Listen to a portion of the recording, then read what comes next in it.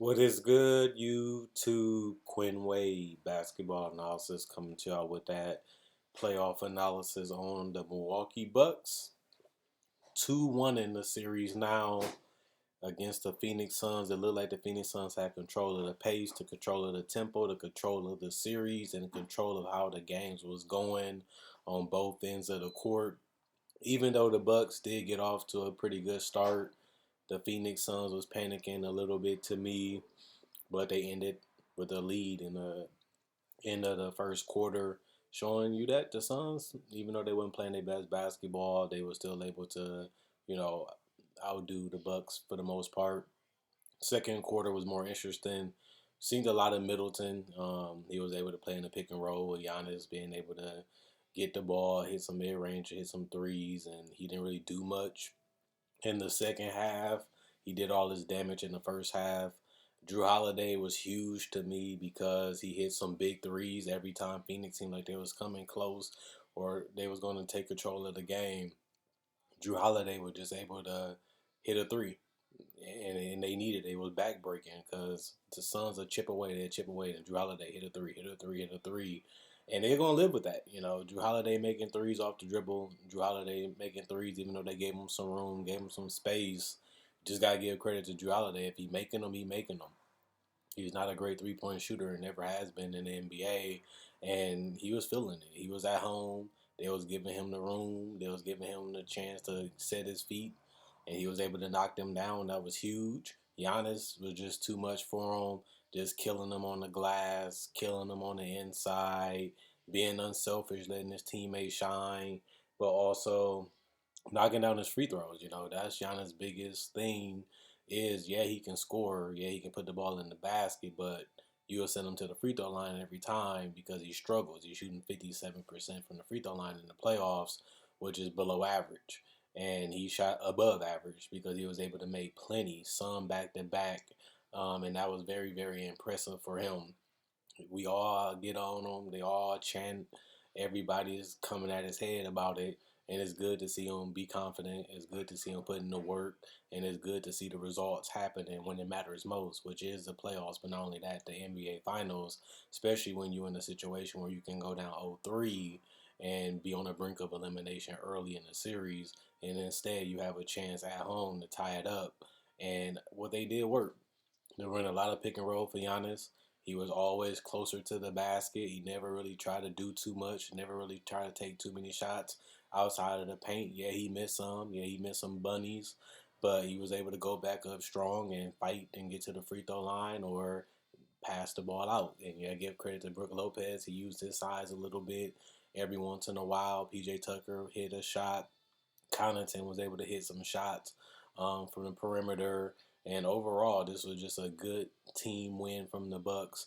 Giannis was dominant, but we expect Giannis. He's one of the top 10 players in the world, perennial All-Star, All NBA first team, Defensive Player of the Year last year. We expect him to dominate in this series, and he has done it in the regular season against the Suns, and he's doing it right now in the playoffs. And honestly, they don't have an answer for him. If they're not going to wall him off like they did in game one and game two, it's a lot harder to do that when he's in the pick and roll. And you got guys that if they're making shots, you either got to give up the roll or give up the shot. And Drew Holiday and Middleton and these guys was making those shots, and the Suns had to let Giannis get the ball in the paint. They was able to double team and trap sometimes. Sometimes he just went mano on mano, 1-on-1, and he was able to get to the basket and finish around the rim. And he was able to, like I said, finish in the free throw line. So I feel like their coverage with Giannis was pretty good. I feel like their coverage on Drew Holiday was pretty good. The Bucks just played better. They played better defensively. They was more active. They was reaching. They was covering space. They was going for steals the last two games. And this game, Phoenix could never get in a rhythm. Devin Booker laid an egg, 10 points. That just can't happen. Didn't even play in the fourth quarter. Took a lot of tough shots. I don't think he had to. I think he settled. I think he forced some shots, and I think Devin Booker has those type of games where he just want to send a message. And sad part about it, the ball just wasn't falling in for him. And honestly, those shots you don't want him to take. He's not taking them in the flow. He's not taking shots that's natural. He's just taking shots that he personally feel he can make. It may not be better for the team, it may not be the best shot available, he was just taking them. Sad part about it, he wasn't making them, so he didn't look good. He didn't play well, and he just wasn't himself. Even with the ball in his hand, he was slow. He was methodical. He really wasn't getting to none of his spots. He wasn't aggressive when he did, and a lot of the time he just forced up tough ones when he could have just passed, gave the ball up, or honestly just did nothing because a lot of the shots was just that bad. And like I said, with the lone misses, you get killed in transition, and the Bucks did enough of it. They was getting the ball up, they was attacking more faster, and they wasn't wasting too much clock, dropping it down, trying to do a lot of handling and a lot of passing just to make it seem like they're doing something. They just looked to score. Guys were just aggressive. Guys were just in attack mode, and honestly, that's what we seen. Chris Paul, I feel like I was a little disappointed in him.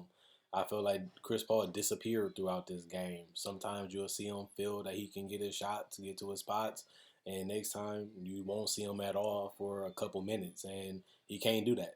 If you want to win a championship, if you want to be the winner of this series, you have to bring it every game. You never know what's going to happen during the game. You never know what's going to happen before the game. And you just don't want to squander these opportunities. You got off to a good start, and then Chris Paul just floated throughout this game. And that just can't happen when your team is losing. This happened when your team is trying to make a comeback. And it just can't happen if you're trying to win a championship because every game matters. Every win matters. And I don't feel like the Suns approached it that way.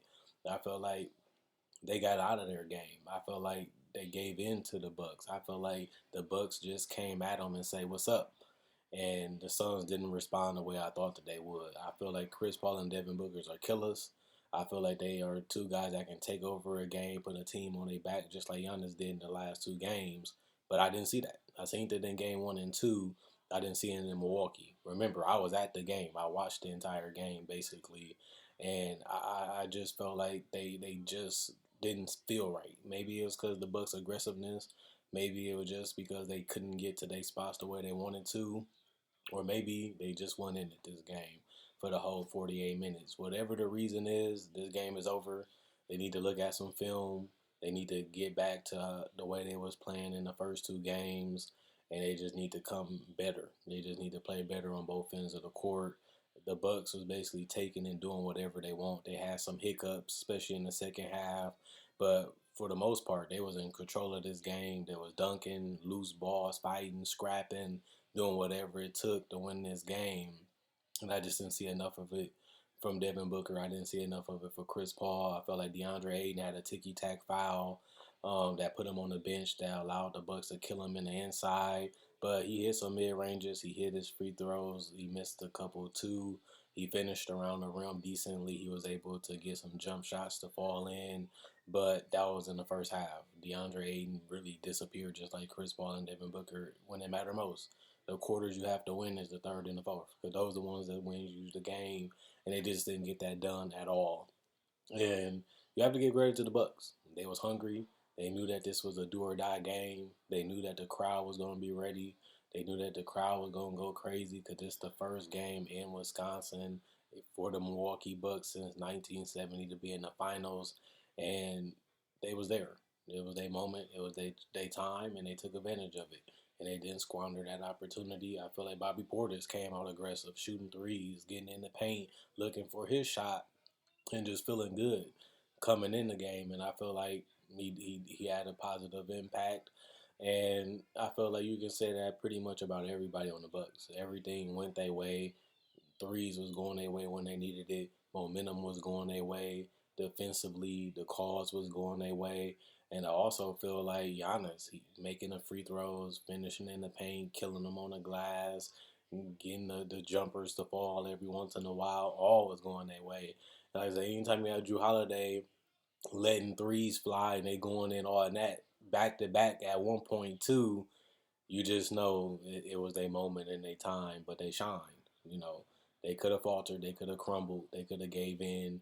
The Suns kept trying to, come back and let them know the game wasn't over, but the Bucks responded and they handled their business and they got the job done.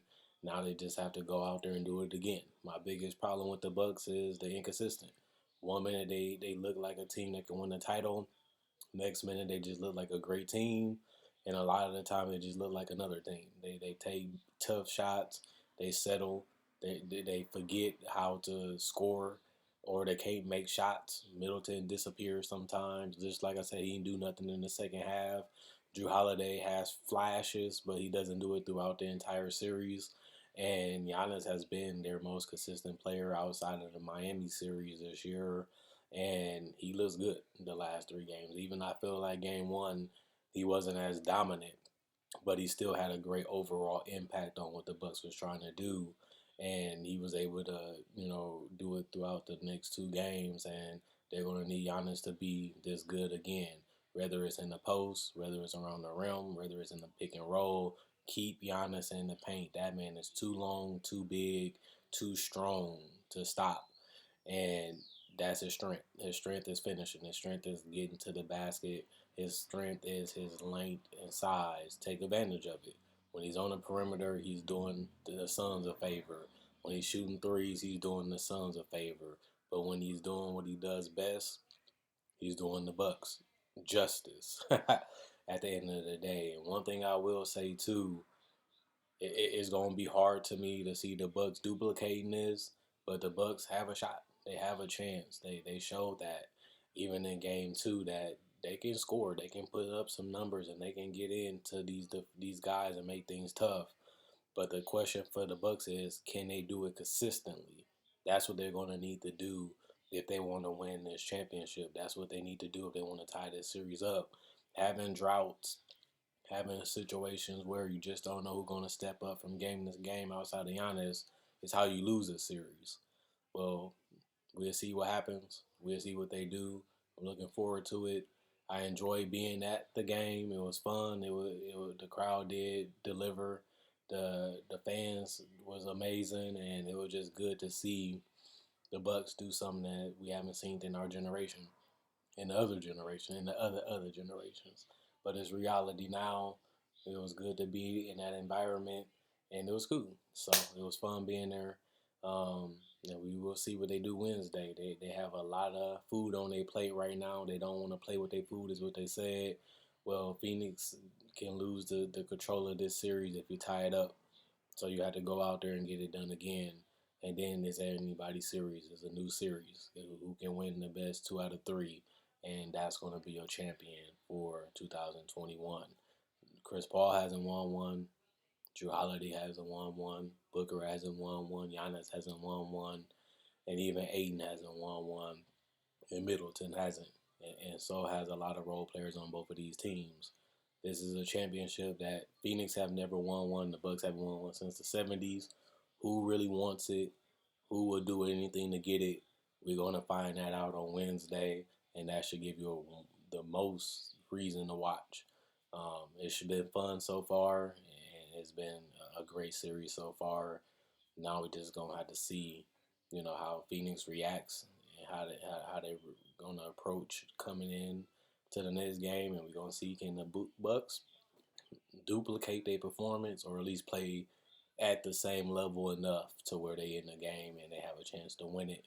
All you can do is go out there and give it all you got and live with the results, and that's what we're going to look for in the game on Wednesday. Other than that, see y'all on Tuesday. Quinn Wade, basketball analysis. I'm going.